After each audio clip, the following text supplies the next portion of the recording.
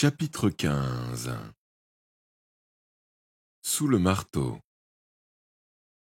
Un bus s'apprêtait à démarrer au moment où nous quittions le bureau. En dévalant la rue à toute allure, nous réussîmes à le rattraper alors qu'il ralentissait devant un passage pour piétons. Le conducteur nous jeta un regard noir. Les conducteurs de bus détestent que les passagers montent entre les arrêts. Il aurait été encore plus fâché de voir que nos coupons d'abonnement étaient périmés depuis 9 mois. Je suis victime à l'étage supérieur, le plus loin possible du conducteur. Mon cœur s'emballait, ce qui n'était pas le cas du bus, loin de là. Le conducteur semblait bien décidé à s'arrêter à chaque feu, à chaque croisement, à chaque passage clouté. La montre de Tim indiquait 2h moins 20. Nous n'arriverions jamais à temps. « Pourquoi ne pas les avertir par téléphone ?» proposa Tim, devinant mon inquiétude. « Jamais ils ne me croiraient. D'ailleurs, toi-même, tu ne me crois pas. »« Eh bien, j'avoue que... » Écoute-moi, Tim. Je sais que j'ai raison. Il faut que j'ai raison. Tu te souviens du marteau que nous avons vu dans la villa de Winter? Un marteau ancien, en ivoire. Oui, je m'en souviens. C'est un marteau de commissaire-priseur. On s'en sert dans les ventes aux enchères. Tu l'as lu toi-même, Tim.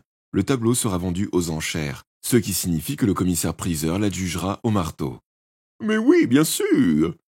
Je crois que Charon va échanger le marteau du commissaire-priseur avec celui que nous avons vu chez lui. C'est sûrement ça qu'il était en train de mettre au point. Le faux marteau va sans doute provoquer un contact électrique, ou quelque chose de ce genre. « Tu veux dire que Charon va électrocuter le commissaire-priseur » s'écria Tim en ouvrant de grands yeux. « Non, je pense qu'il va déclencher une explosion. Le marteau servira de détonateur. Voilà comment Charon projette de liquider Kouzenov. Au moment où le tableau sera présenté aux acheteurs, la salle partira en fumée. » Le bus ralentit à nouveau, mais cette fois pour s'arrêter à une station. Et la femme la plus vieille que j'ai jamais vue s'apprêta à monter. Elle trimballait au moins une douzaine de sacs en plastique. Il lui faudrait la journée pour grimper dans ce fichu bus. Je donnai un coup de coude à Tim si fort qu'il poussa un cri. 2h moins le quart. Nous étions en haut de Baker Street. Si le bus redémarrait tout de suite, nous avions une chance d'arriver à temps. Mais la circulation était plus dense que jamais, et la vieille dame s'affairait encore avec ses paquets. Pire, le conducteur était en train de monter au premier étage pour contrôler les billets. Je pris ma décision. « Allons-y au pas de course, Tim. »« Quoi? Jusque là-bas ?» J'étais déjà debout. Nous avions 15 minutes devant nous, des coupons de transport périmés, et le bus ne démarrait pas. Ce n'était pas vraiment le moment de discuter. La principale salle des ventes de Sotheby's se trouve dans New Bond Street, en plein centre de Mayfair. Si jamais vous vous trouvez un jour dans les parages, évitez de faire du lèche-vitrine. Vous n'aurez même pas les moyens de vous offrir la vitre. Mayfair est le quartier où les riches viennent acheter leurs rivières de diamants et leurs robes de marque, tandis que leurs chauffeurs les attendent dans leur Rolls-Royce garés en double fil.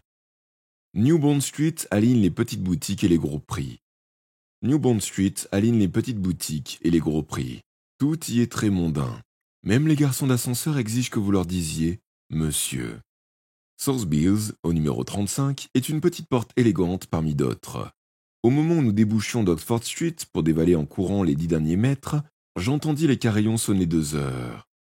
Aucune garde ne surveillait l'entrée. Kouzenov devait se trouver à l'intérieur car la vente avait commencé, et M. Waverly croyait le russe en sécurité. J'allais pousser la porte lorsqu'une pensée désagréable m'assaillit. S'il y avait une bombe, et j'étais certain qu'il y en avait une, elle pouvait exploser n'importe quand. Il suffisait que le commissaire-priseur abatte son marteau. Avais-je vraiment envie d'entrer dans cette salle? Tim devait partager mes pensées car il restait pétrifié sur place, comme si ses talons avaient été rivés au trottoir. « Il faut entrer, Tim », dis-je d'une voix neutre. « Nick !»« Si Kouzenov meurt, le monde entier en sera chamboulé. »« Oui, mais tout le monde a peut-être besoin d'un petit chamboulement. » Je laissai Tim à ses réflexions. Ma décision était prise.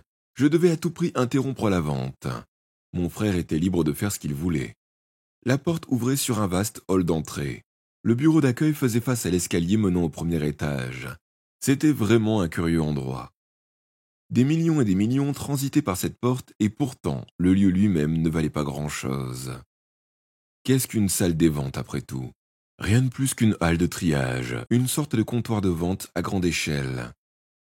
Ce jour-là, l'immeuble était comble. Il y avait des gens partout, qui montaient, descendaient et arpentaient le couloir menant à une salle annexe. Quelqu'un me bouscula. Dans sa main, il tenait une poupée ancienne, avec une étiquette attachée à la jambe. Une autre passait en sens inverse. Il était chargé d'un miroir à cadre doré, dans lequel je croisais fugitivement mon propre reflet. J'avais une sale mine et l'allure dépenaillée, et j'étais jeune, trop jeune. Acceptait-on les mineurs dans les salles des ventes? Bonjour, mesdames et messieurs. La voix grésillait dans les haut-parleurs installés au-dessus du bureau d'accueil. Une voix grave, bon chic, bon genre. Le bon chic, bon genre se vendait certainement très bien chez Sotheby's. Le lot numéro 1 est un tableau d'un peintre dont l'influence sur le surréalisme en Europe fut déterminante. Poursuivit la voix dans le haut-parleur. Il s'agit bien sûr de Salvador Dali. Ce tableau est intitulé « La fête du Tsar ». C'est une huile sur toile. J'ouvre les enchères à 100 000 livres. Je me tournai vers Tim, qui s'était décidé à me rejoindre. La vente a commencé. Où? Au premier étage. Je m'aperçus alors qu'Overly n'avait pas complètement relâché sa surveillance sur Boris Kuzenov. Préférant laisser le MI6 dans l'ombre, il avait repassé l'affaire à la police. Au bas de l'escalier, 2 agents en uniforme surgirent d'un renfoncement pour nous bloquer le passage. « Où comptez-vous aller » questionna le premier policier. « 200 000 livres » annonça le commissaire-priseur. « Je veux assister à la vente » répondis-je en avançant. « Un peu jeune pour ça, non » ricana le second policier. « Allez vous amuser ailleurs, mon garçon, c'est réservé aux grandes personnes. » « Vous ne comprenez pas » dis-je en serrant les poings, exaspéré. « Il faut me laisser passer. » 300 000 livres pour ce monsieur venu tout spécialement de Moscou. « Vous avez entendu ce que j'ai dit » insista l'agent de police qui ne riait plus du tout et fixait sur moi ses petits yeux stupides. Je connaissais ce genre de personnage. S'il se réincarnait en orang-outan dans une autre vie, ce serait une promotion. « Je vous en prie » gémit Tim. « Nous désirons voir monsieur Grossamov. »« Boris Kuzenov » rectifiai-je. « Il court un danger. »« Quel danger ?» questionna le premier policier. Le haut-parleur grésilla. « 400 000 pour la dame du premier rang, 500 000 pour le monsieur de Moscou. »« Il faut que vous nous montiez dans la salle. Kuzenov est en danger. » insistai-je. « Nous sommes tous en danger. L'immeuble va exploser. »« Je crois que vous feriez mieux de nous accompagner, » dit le premier policier. « 600 000 livres pour le monsieur du fond. »« Vous accompagnez où ?»« Au poste. »« Quel poste ?» bredouilla Tim. « 700 000 livres à monsieur Kuzenov. »« C'est fichu, soupirai-je. J'avais envie de m'arracher les cheveux. Il nous restait à peine quelques secondes et je devais encore me débarrasser de ces 2 gorilles. Je n'avais plus qu'une chose à faire. C'était un truc archi-usé, mais j'espérais qu'il marcherait au moins une fois encore. Je pointai le doigt derrière les 2 policiers en criant « Regardez !» Les 2 policiers se retournèrent. Tim aussi. Je les écartai et m'élançai dans l'escalier. L'un d'eux m'empoigna. Je me dégageai et le repoussai violemment. Il perdit l'équilibre et tomba sur son collègue. Tim était toujours le nez en l'air, cherchant ce que j'avais montré du doigt. J'ai vraiment un frère impossible. Roulant l'un par-dessus l'autre, les 2 policiers l'entraînèrent dans leur chute. L'escalier était libre, je bondis. 750 000 pour cette jeune dame. 2 employés qui transportaient un sofa bloquaient le haut de l'escalier. Je me faufilai dessous. L'un des 2 employés m'interpella, mais je poursuivis mon chemin. J'espérais seulement qu'il bloquerait l'escalier assez longtemps pour retarder les policiers. 850 000 pour monsieur Kuzenov. 900 000 à ma droite. Que dites-vous, monsieur Kuzenov ? J'entendais les enchères lancées dans les haut-parleurs, mais impossible de trouver la salle. Tout près, il y avait une vaste pièce carrée, avec des aquarelles, des gravures accrochées au mur, mais elle était vide. Enfin, je remarquai une autre porte, sous une voûte, juste en face. Je m'y précipitai. Mes pas étaient étouffés par les tapis élimés. 950 000 à Kuzenov. Y a-t-il une enchère au-dessus de 950 000 ? J'entrai en trompe dans la salle et j'enregistrai toute la scène d'un seul coup d'œil. 950 000 une fois. Le tableau mis aux enchères, le seul responsable de tous nos ennuis, celui qui avait attiré Kuzenov hors de son pays, était là. Je l'imaginais moins grand. Il était exposé dans un cadre doré, sur un chevalet, au milieu de l'estrade. Un assistant se tenait juste à côté. Le commissaire-priseur, grand et mince, La tignasse rousse et un sourire de commande collé au milieu du visage se trouvait derrière un bureau au bois ouvragé et tenait à la main le fameux marteau en ivoire. Environ 200 personnes se pressaient dans la salle. Cuisenov était assis au milieu de l'assistance. Je ne sais pas comment je réussis à le reconnaître. Pour lui, j'avais risqué ma vie 3 fois. Pour lui, j'avais traversé la Manche. Et pourtant, je ne le connaissais pas. C'est incroyable à quel point il correspondait à l'image que je m'étais faite de lui. Cheveux gris, visage de granit, petit, regard sévère, costume. Les Russes ont ceci de typique. Ils ont un air très russe. Kuzenov avait une escorte. Si je ne l'avais pas reconnu, j'aurais pu l'identifier grâce aux gardes du corps qui l'entouraient.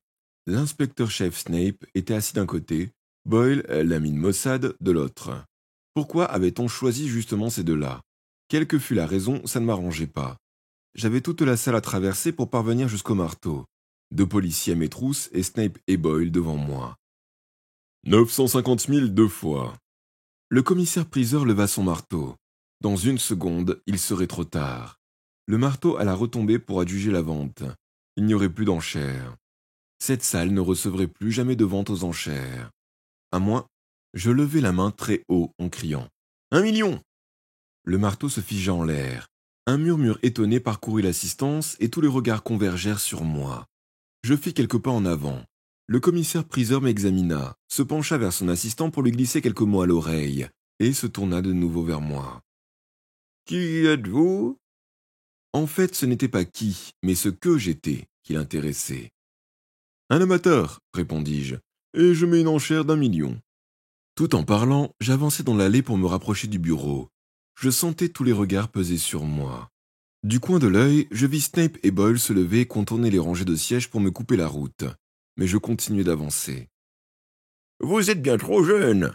s'exclama le commissaire-priseur en faisant rouler le marteau dans sa main. « Je sais, mais j'ai beaucoup d'argent de poche. » Nouveau murmure dans l'assistance. Kuzenov m'observait. La sueur luisait sur son front. Sans doute craignait-il que le tableau lui échappe. Snape arriva devant l'estrade et lança. « Attendez, je connais ce garçon !»« Moi aussi !»